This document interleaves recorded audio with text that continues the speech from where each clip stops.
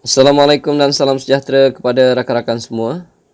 Video saya kali ini saya nak tunjukkan bagaimana kita nak add ataupun nak tambah rakan-rakan kita di dalam Facebook. Kalau kita nak beriklan di kemudian hari di dalam Facebook kita, di dalam wall kita, kenalah ada orang yang nak tengok. Kalau dalam Facebook kita tak ada orang yang tengok, macam kita buka kedai kat dalam hutan lah lebih kurang. Tak ada siapa yang akan tengok. Jadi mana nak laku kan? Keduanya, orang yang tengok iklan kita tu sekurang-kurangnya mereka tidak buat bisnes yang sama dengan kita. Kalau kita jual goreng pisang, kawan-kawan yang datang berkumpul tu datang kat kedai kita semua penjual goreng pisang.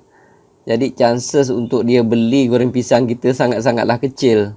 Jadi pastikan Facebook kita tidak dipenuhi oleh orang yang buat bisnes sama dengan kita. Dan di dalam Facebook ini, Facebook membenarkan kita mempunyai rakan paling maksima adalah seramai 5,000 orang. Jadi inilah peluang kita untuk menambahkan prospek sebagai rakan-rakan di dalam Facebook kita.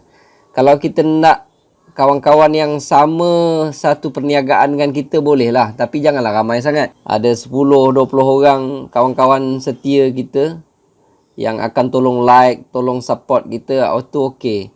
Okey, di sini saya nak tunjukkan cadangan saya bagaimana nak add orang sebagai rakan di dalam Facebook kita.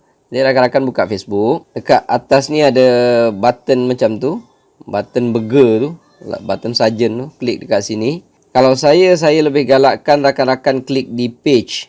Rakan-rakan boleh type di atas ni, di ruangan search ini, cari yang ada sangkut paut dengan bisnes lah. Seperti belajar bisnes, perniagaan MLM ke, perniagaan networking ke, perniagaan. Cari keyword-keyword seperti itu. Ataupun kalau macam saya suka pergi kepada motivasi, contoh dia. Contoh saya ambil perkataan motivasi. Rakan-rakan type dekat ruangan search tadi tu, motivasi kejayaan lah contoh dia. Dekat sini. Lepas tu rakan-rakan masih kena pilih, saya suka pilih page. Ambil mana-mana page yang mempunyai bilangan ahli yang ramai, contoh macam ni. Rakan-rakan kena like dulu. Like dia punya page, lepas tu baru boleh buka. Contoh macam ni lah. Okay, saya nak ambil ayat-ayat motivasi, saya like dulu. Klik je sebelah ni, barulah saya buka. Jadi saya dah like grup ini. Rakan-rakan boleh scroll ke bawah. Ini contoh message yang dikeluarkan di dalam grup ini pada baru saja lagi. Kat sini tulis 19 Februari. Video ni saya buat pada awal bulan Mac. Okey, jadi baru sangat lagi. Yang like di sini adalah orang-orang yang masih aktif menggunakan Facebook. Jadi orang-orang tu wujud lagi, sebab itu dia like. Contoh yang macam ni. Saya klik dekat like ini. Tu sebelah kanan tu ada add friend. Ada add friend. Saya nasihatkan satu hari kita add lah. Jangan lebih daripada 20 orang. Dan setiap satu add tu anda add dalam 5 orang. Dan setiap satu orang tu anda selang-selikan dalam masa 2-3 minit. Okey. Bila add 5 orang, lepas tu berhenti. Add 5 orang, lepas tu berhenti. Agak-agak satu hari tu dah add 20, stop dah.